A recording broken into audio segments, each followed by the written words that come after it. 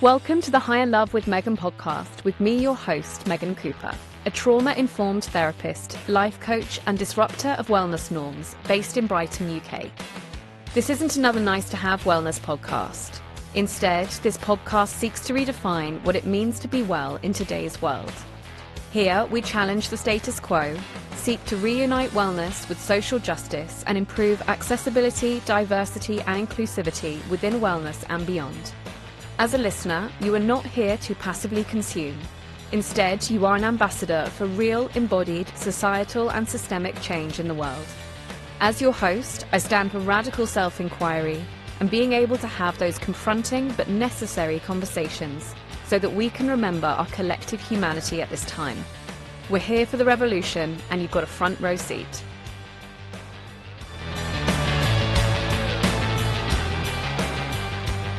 So many things I want to speak to you right now. Just to backtrack on something that you just said of how white supremacy also harms white people.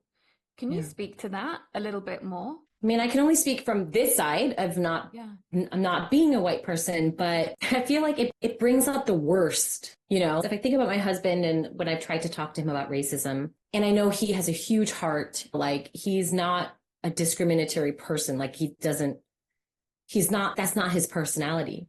Yeah.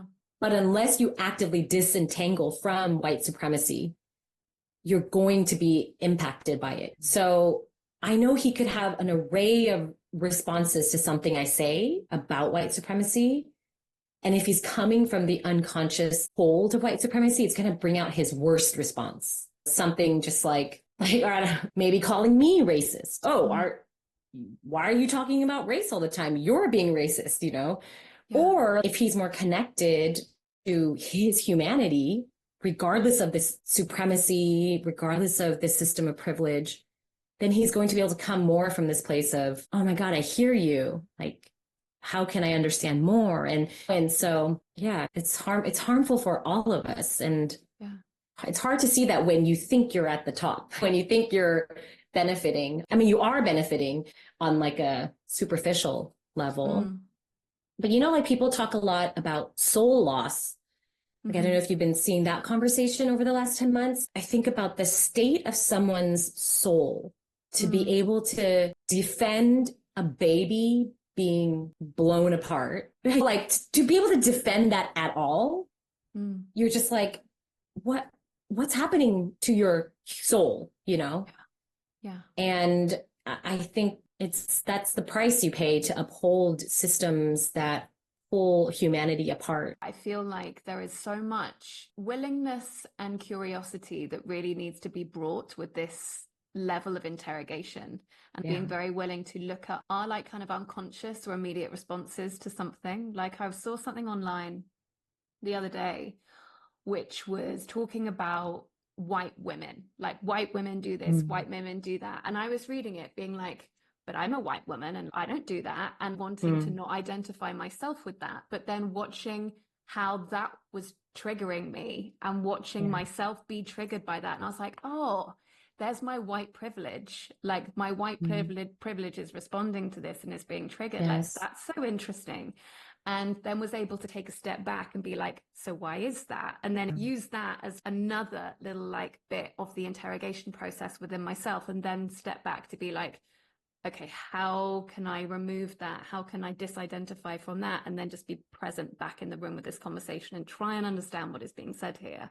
So I feel like there is this like real shift in, for all of us, but especially, as a white person, really having to disentangle myself with all of my unconscious ways that I would ordinarily respond to a lot of these things. Yeah. Being a part of revolution, of change, of any growth requires work. And if you are in a place of privilege, it requires some degree of sacrifice. And it's not saying there's this thing of the white supremacist thought of, if we make Black people equal to white people, then white people lose. There's this, and it's that dehumanizing thing again. It's no, equal means equal. It doesn't mean like you lose, but it's supremacist, colonized thinking, very binary thinking to be like, wait, if we allow people, and it's the same with like suffrage, right? Like women's when like women didn't have the right to vote and there was all this fear around, oh no, we can't let them have the vote. Like, no, we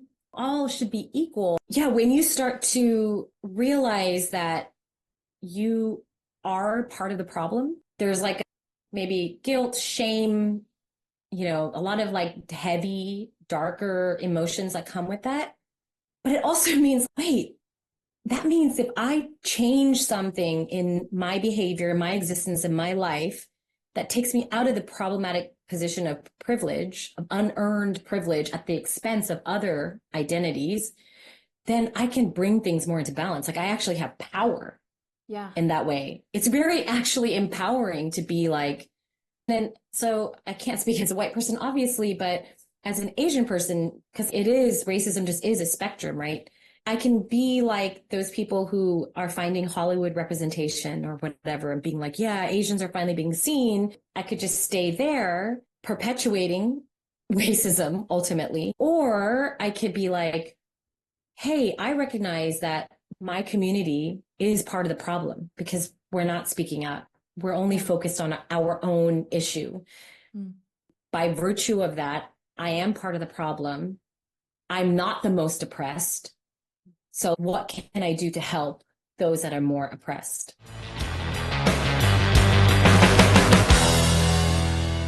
Before we go on, I'd so appreciate you to hit follow or subscribe. If you're listening on Spotify, click those 3 little dots next to settings to rate the show.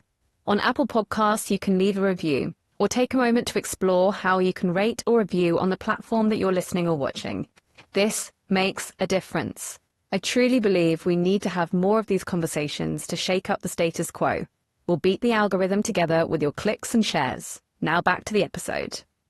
I'd really love to ask you, would you love to see from us or, from more people within the industry as facilitators within these spaces to support this decolonization of yoga and wellness and really supporting this collective liberation within the wellness space? I mean, that's such a big question. And I ask myself that all the time. I think we all need to take massive steps back. And it's a huge ask, like to decolonize your thinking and your work, like what you teach. It's like the most humbling practice. Like, I don't know how many people have it within them to actually be outside of their ego and to come from more of a place of, wait, I need to learn from and listen to people who have that like ancestral connection.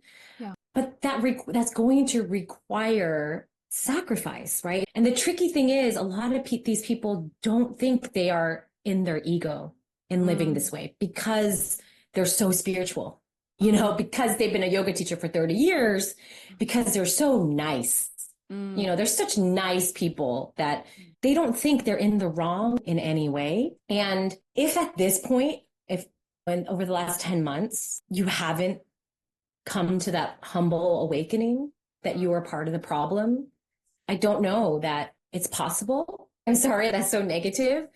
I think what I would like to see is a new community of teachers and students growing from this decolonized mindset, from acknowledging the harm that this industry has done and continues to do and actively separating from it. And also, I want to see people, if they say Loka Samasta Sukhino Bhavantu, which is may all beings everywhere be free. When I hear that these days, I'm just like, do you really mean that? Is that a real, authentic prayer? That you want all beings everywhere to be free? And if so, what are you doing about it? Because otherwise, what are you saying?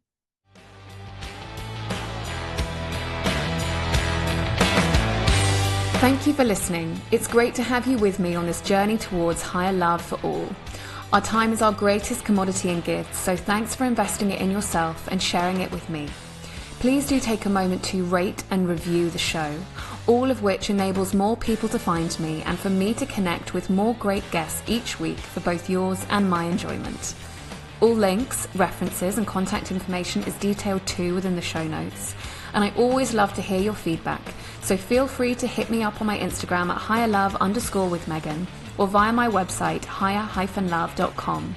Send your takeaways, and if you enjoyed this episode, please share or send on to someone else who would benefit. Until next time, big love.